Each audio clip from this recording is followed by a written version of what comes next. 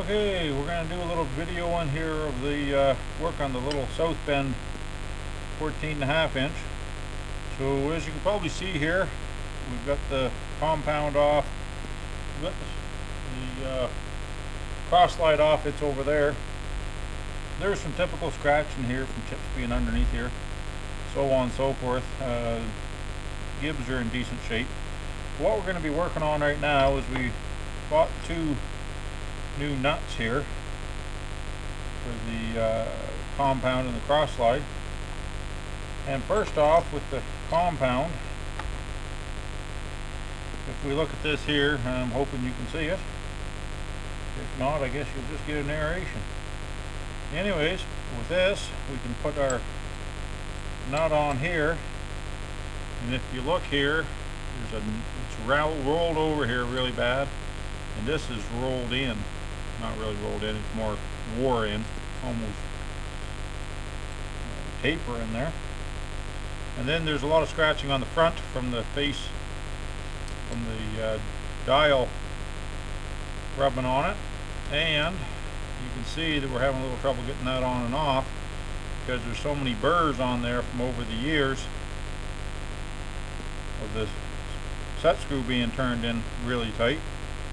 So we're gonna, and actually the burr, there's a big burr on the inside of this, and that's 7/16 or thereabouts. So we're gonna ream that to get it straightened out. But if you look here, between here and this shoulder, which is as far as the handle goes on, we've got about 80 thousandths.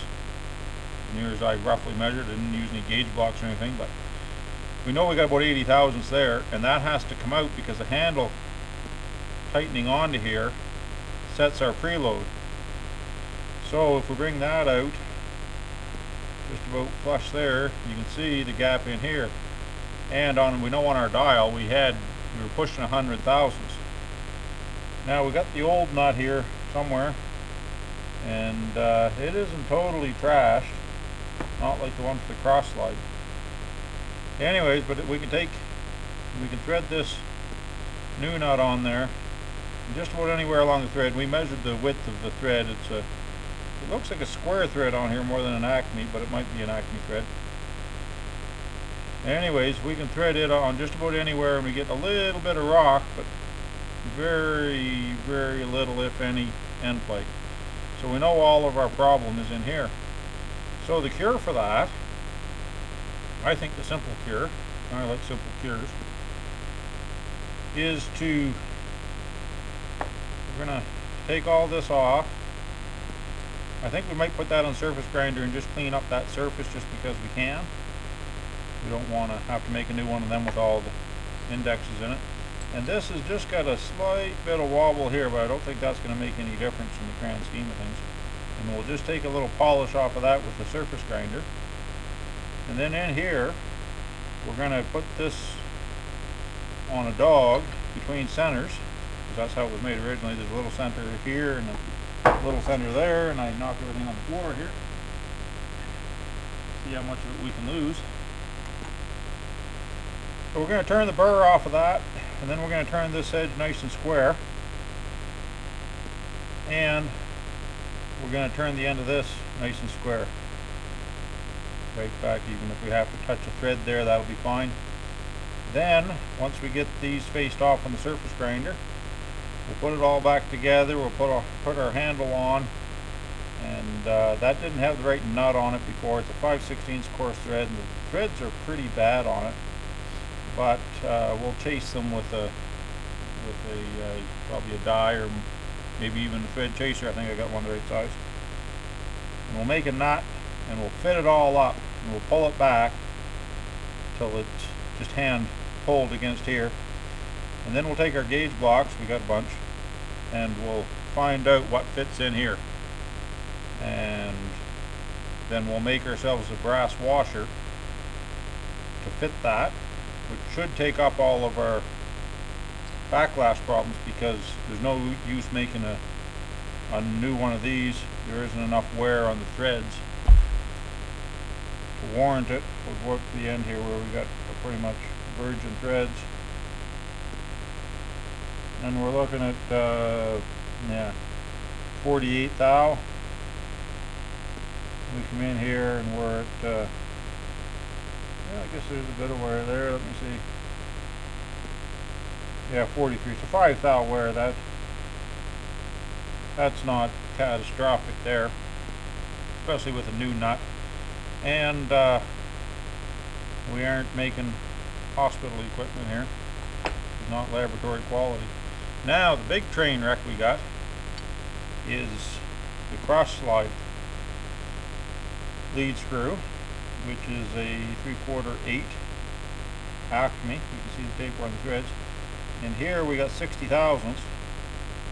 And we go over to the middle here, we've got about 45. 42. So we got 20 thousandths wear in the center of this cross feed lead screw. Feed screw, adjusting screw, whatever you want to call it, I don't know. Anyways, and we've got burring up here that's keeping this piece from coming off. Also the threads are all gone off the end of this for some reason. I don't know what. I think what happened is there's supposed to be a set screw in there and somebody tried taking it out without.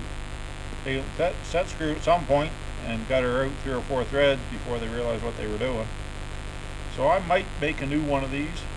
I can. I just don't know if I want to. It's nothing real difficult. And I believe this gear presses off. And I guess we're going to find out. Almost looks like there's a parting line there. I can't imagine they built the whole thing with that on there. Let's see. It's got a recess here up to this size. So I'm thinking it's pressed on, but I gotta do a little bit more checking to make sure. And this is wore pretty good here. There's a shouldered bushing that goes in here for that to ride on, and there's probably 25 or 30 thousandths gap there, so that needs to get fixed. So the plan is, and I got a bunch of gear cutters, so if we have to, we'll make a new gear on here. The plan is we're going to make a whole new one of these, between centers, threads, keyways, you name it, and we might make a new. This works. There's lots of threads there. It works. So we might make this piece new. We're definitely going to make the lead screw new because it has got way too much wear. We're getting probably 10 thousandths wear on the new nut, or 10 thousandths movement on the new nut, which is no real reason to have that much play. As far as the surfaces, I think we're probably just going to stone them and use them. Clean everything up good. I'm not really into the whole scraping everything into the nth degree. Nothing wrong with that, but I don't have the time or really the expertise probably to do it, although I'm sure I could if I really wanted to. That's the nut, the old nut off the compound. This is the old nut. It's like somebody greased it at one time. It's got all kinds of gobs of grease on everything. I think somebody had the part and greased it. But if you look down in there, there's hardly any threads left in there. It's really rough. So that's kind of the introduction to what we're going to be doing. If we get so inclined and we get checking these out, got lots of time and nothing else to do, we may surface grind some of this stuff just to smooth it out, but I don't think we're going to be doing any scraping and flaking and all that other kind of stuff. Simply lack of time and equipment and probably ambition at the end of the day. So we got our little, what's this, a number 4 lead dog, something like that. No, it's number 1. Anyway, don't matter, it's the right size. We're going to take that, and somewhere around here we've got a thin piece of aluminum right there. That's a pop can or some kind of can, don't matter what it is.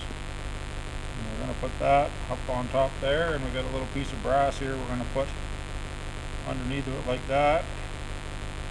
And we're going to bring everything right up to the end, because with our center